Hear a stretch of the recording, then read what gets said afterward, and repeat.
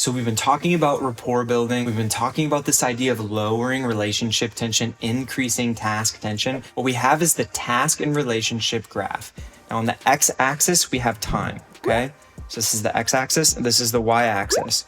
We have tension. Over time, relationship tension goes down and task tension, or the urgency for our prospect to take action, goes up. We call that the purposeful communication, right? So this is the quadrant we want to be in. We've built trust. Relationship tension is low. And as that occurs, task tension, again, the willingness to take action from our prospect, goes up. That's when we're in the purposeful communication quadrant. Where we don't want to be is in the ineffective communication quadrant. Well, Alex, how do we know we're there? What it means is relationship tension is too high. And when relationship tension is too high, our prospect's willingness to take action goes down.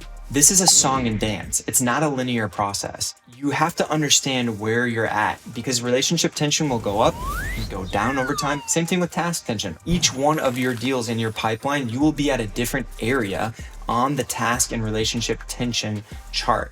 But what is critical is to know where you sit so that you can understand what levers to pull to drive urgency at the correct time. We're constantly trying to get that perfect balance between having just low enough relationship tension that our prospect's task tension is high, and sometimes being willing to push our relationship tension up a little bit with our prospect so that we can increase task tension.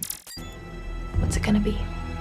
What's an example of a time that we might want to increase relationship tension? Because that is probably a little counterintuitive. Well, typically we'll want to increase relationship tension when we need to drive urgency. So when we want to get that meeting booked, when we want to get that contract back, we might be willing to increase relationship tension by saying, hey, Mr. and Mrs. Prospect, I know you mentioned you'd get the contract back to me by 5 p.m. on Friday. However, it's now Wednesday the following week. And so unless I'm able to get that contract back from you this Friday at 5, which is a week later than what you said, I can no longer honor the terms of the deal. And we typically want to say, hey, it's not my decision, it's corporate. So the reason that we introduced the task and relationship tension idea in the rapport building phase of our learning process here is because we need to be aware of it from the jump. That relationship tension either goes down as we build the foundation or it goes up. And we need to know from the jump, at least have an assessment of where we sit and where we're headed.